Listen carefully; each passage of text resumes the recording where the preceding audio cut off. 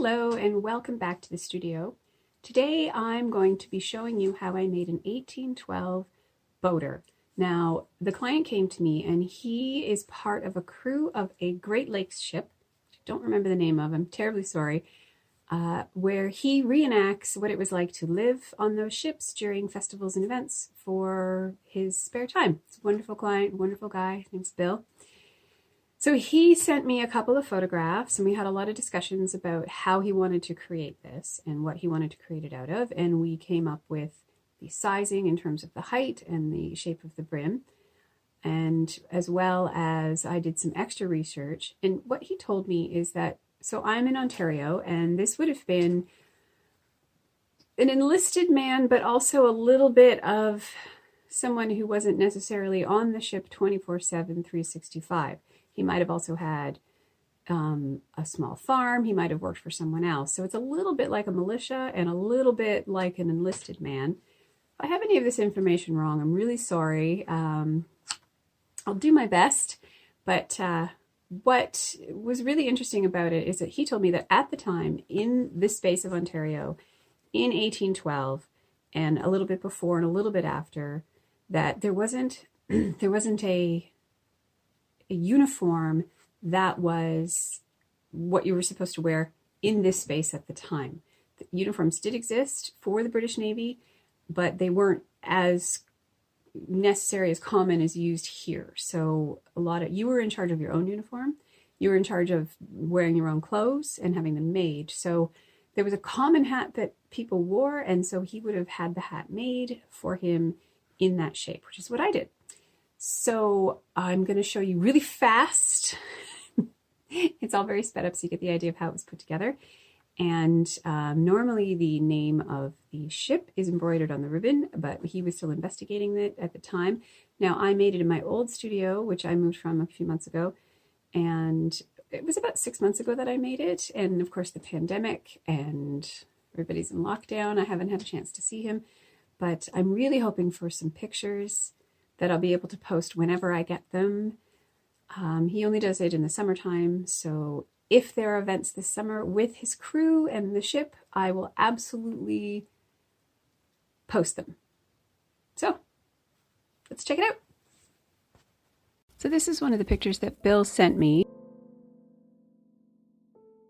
This is another picture he sent me that really gave the idea of the shape. This is an extant hat. You can see it has a hole in it. It looks a bit tarred, but it's really hard to tell. The tarring would have helped with waterproofing. I had a friend make a block for me since I didn't have one in the right size or the right shape. It's made out of styrofoam and carved. The wool hood is made from milliners and it needs to be very hot and very wet to shape it. After soaking it in near boiling water, I do an initial stretch on a block the same size as the finished hat, the same size head as the finished hat. So if it's a 58 centimeter finished hat, then I try to stretch it on a 58 centimeter head. It just makes it easier in the long run.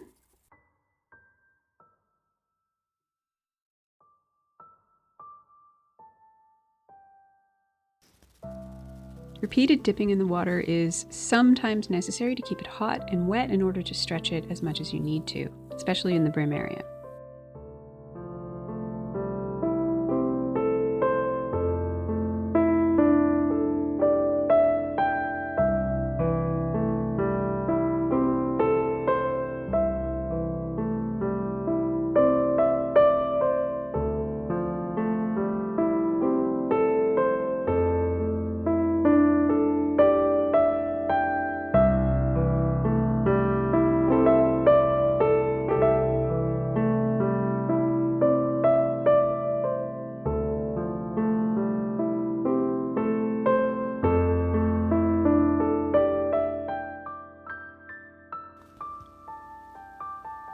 I then stretch it onto the final block shape. The string sits in a string groove, which is also the cut line for this crown block.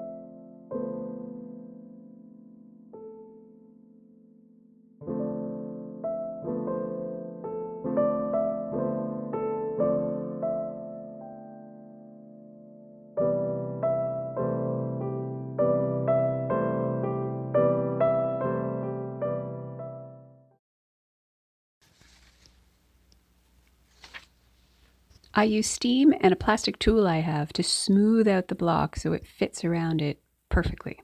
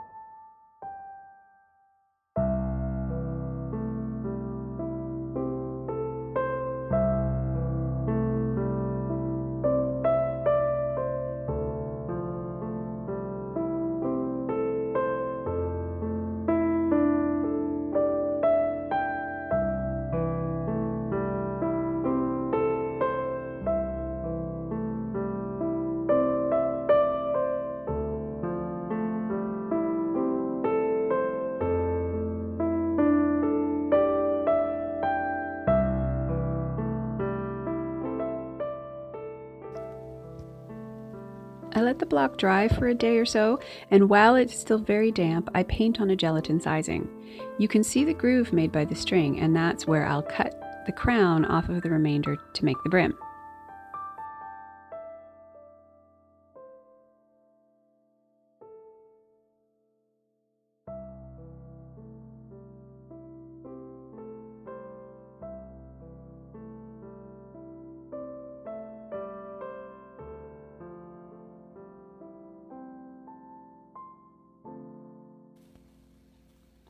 It's important to use steam to force the sizing deep into the wool and put it back on the block to dry completely. This will be the final shaping for this crown.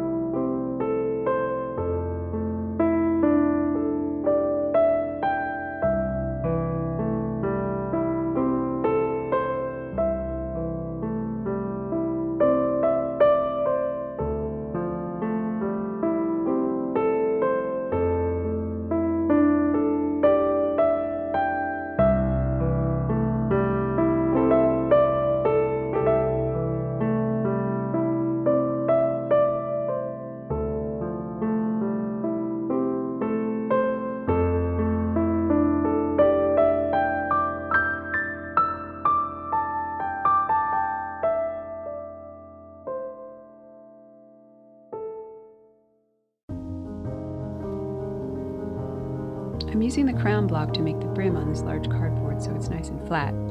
I've since acquired a steamer with an arm so I don't have to do this awkward dance.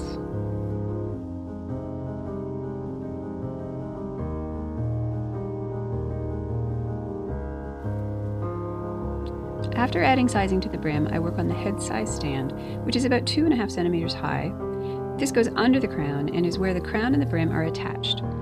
The same sizing, steaming, and final shaping happens for this as every other part of that.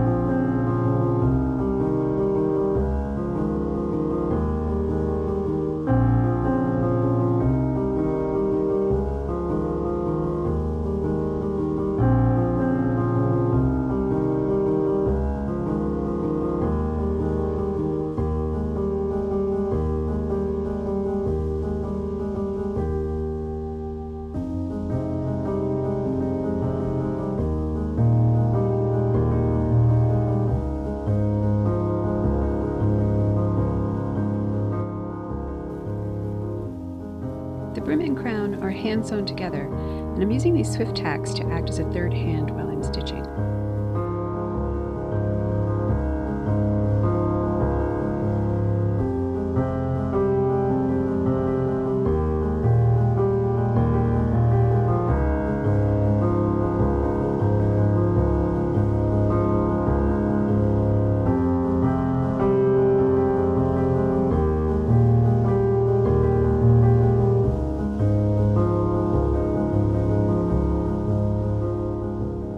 The swift tacks get removed after the sewing is finished.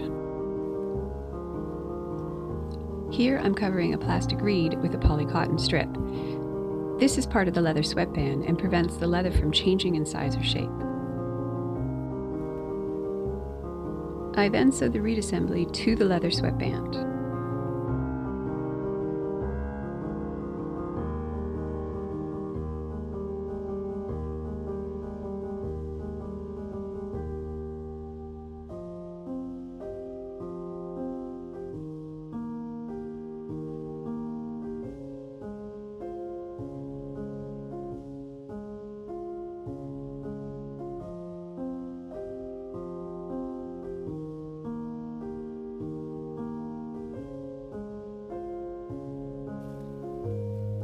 After cutting to the correct size, I zigzag the sweat together.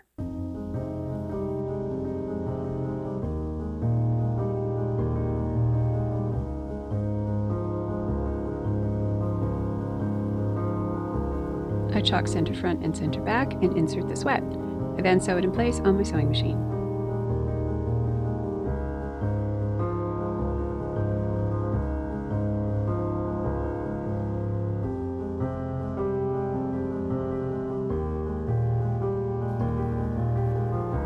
The assembled hat gets a sanding and then a press, and it's ready for decorating.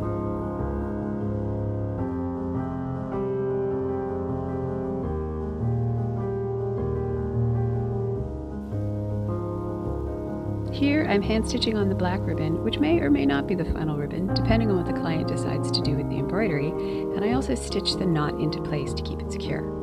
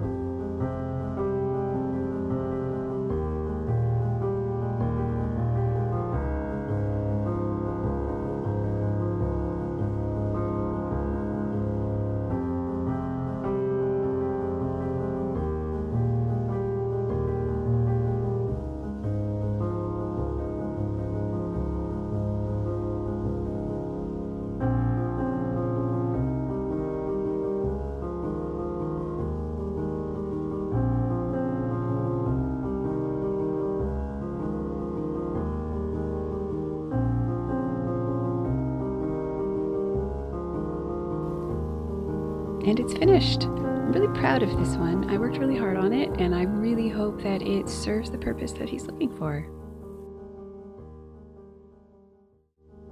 So that's the finished hat. I only have the pictures. I don't have the hat with me anymore because, as I said before, I made it about 6 months ago.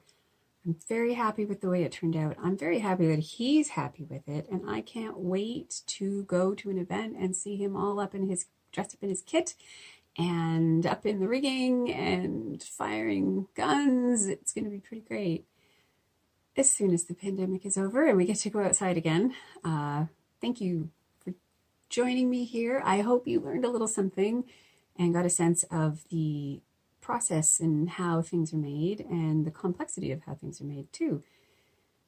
So I hope to get pictures from Bill. Maybe not this summer, maybe the next summer. You never really know in these crazy times we're living in. So thank you for joining me, and I hope you visit again. See you next time.